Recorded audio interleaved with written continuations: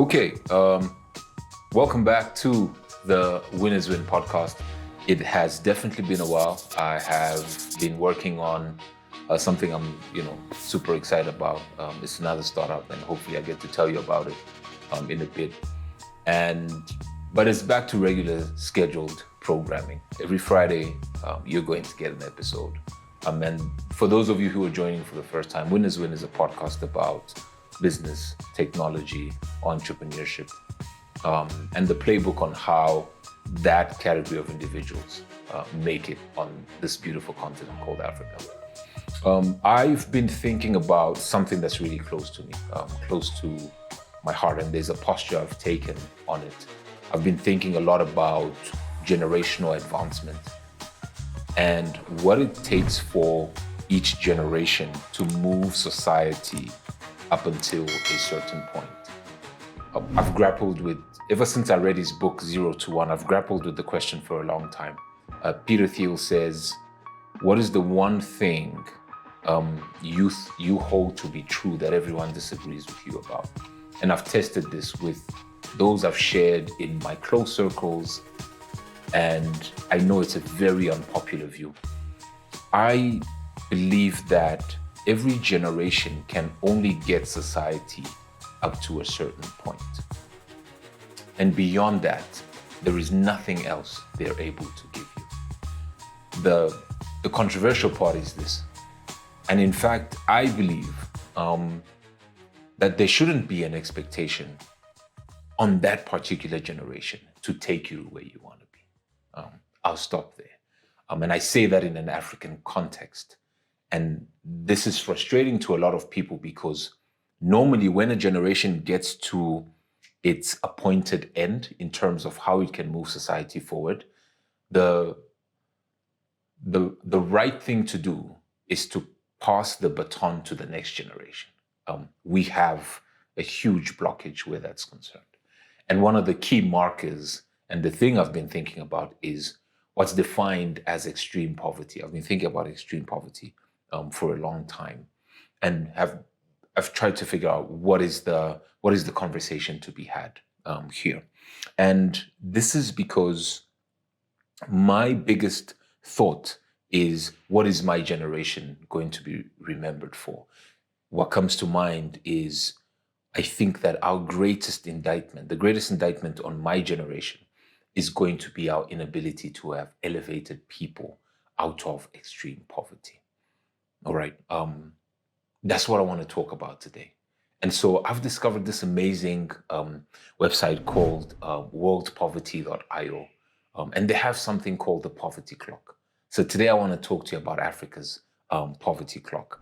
It is absolutely fascinating. And before we get into that, let me sort of get into the basic questions I asked myself, not because I don't know them, but because I wanted to crystallize these questions in my head. Number one is, what is poverty? Poverty is the condition where a person or a community lack the financial resources and essentials for a minimum standard of living. But it's more than just not having money. It's about the inability to meet basic needs like food, clean water, shelter, healthcare, education, safety, and most importantly, dignity. There are also different types of poverty. You find absolute poverty, you find relative poverty, and then you find multidimensional poverty. Absolute poverty speaks to living on less than $2.15 a day.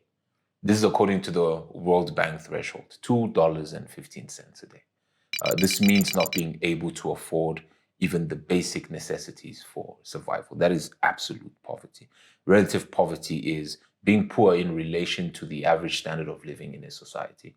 A person may have food and shelter, but lack access to opportunity, jobs, or education compared to others around them. And then multidimensional poverty speaks to a broader measure that includes access to education, healthcare, sanitation, and social participation, not just income. In simple terms, poverty is not just the lack of money. It's the absence of choices, opportunity, and hope. I say hope because I've been to a lot of African countries where I see with my own eyes. I'm looking into the face of a man or a woman, and what you see is the sense of hopelessness. That is something that sort of never leaves my memory bank. I always remember those moments. What it looks like from a statistical point of view, and I really encourage anyone who's interested in this topic to look at this World Poverty Clock. It's called globalpoverty.io. That's the website. It's super interactive. The numbers are super interesting. And I want to start here. According to globalpoverty.io, 7.6% of global population live in extreme poverty. 7.6% is 613 million people live in extreme poverty, $2.15 a day. They then have this interesting stat called the target escape rate, i.e., how many people are escaping poverty per second. And then they have a current escape rate. So our target escape rate is X, our current escape rate is Y.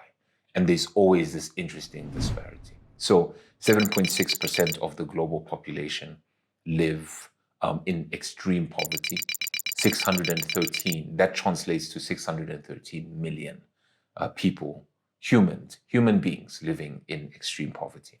The target escape rate per second is 3.5 people per second should escape poverty. The last time I checked, the current escape rate is 0.05 people are escaping poverty per second. They also have a stat that says escaped poverty today. So how many people escaped poverty today versus how many people fell into poverty today. The last time I checked, it's about an hour ago, it's 5,681 people have escaped poverty today. How many people have fallen into poverty? 5,079. And so there's almost like this zero-sum game happening. But to bring this closer to home, I want to talk about the escape rate on the continent. I've selected 5 markets. These markets are generally of interest to me because I've been there, I've worked there, I have people I know who live there, and these are economies I think have immense potential. And so there's these buckets and filters that I want to go through. The first is I'll talk about the country, its total population, what percentage live in extreme poverty, what is the targeted escape rate, and how many people are escaping poverty. And this escape rate is done by the minute. All right, so let's start with South Africa. South Africa has a population of 61.6 million people. 22% of South Africans live in extreme poverty. I need to preface this by saying I want to also work your imagination and get you to understand a stadium filled with 90,000 people, okay? And what's that's going to translate to. So 22% of South Africans translates to 13 million people living in extreme poverty. South Africa's target escape rate is 4.6 people per second. Our current escape rate is minus 0.18 people per minute. In other words, we are regressing people back into poverty. I need you to also understand that 13 million people is the equivalent of 144 stadiums with 90,000 people in it that are living in extreme poverty. Let's go to Nigeria. Nigeria has a population of 230 million people. 31% of Nigerians live in extreme poverty. That is 71 million people in Nigeria live in extreme poverty. Nigeria's target escape rate is 24.8 people per minute should escape poverty. The current escape ratio is minus 2.06 people per minute. So we are also regressing into poverty in Nigeria. Please understand that is 789 stadiums with 90,000 people living in extreme poverty. The DRC, my country of birth, we have a population of 100 million people. 71% of Congolese people live in extreme poverty. That is 71 million people. That's the equivalent of Nigeria. But that ratio is so extreme, it is painful. Our target escape rate is 4.19 people per minute. Our current escape rate is 0.39 people per second. So we are also regressing into poverty. Zambia has 21 million people. 56% of Zambians live in extreme poverty. That is 12.1 million people. The target escape rate is 4.9 people per minute. The escape rate, the actual escape rate, is minus 0.39 per minute, people per minute. So we are also regressing. Kenya has a population of 54 million people. 26% of Kenyans live in extreme poverty. 14 million people, that translates to.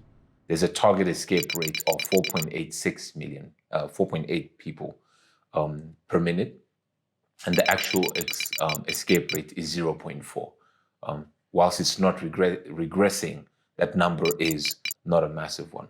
I wanted to talk about this target escape rate because I think that everyone on the margin has the ability to affect this in some way, shape, or form.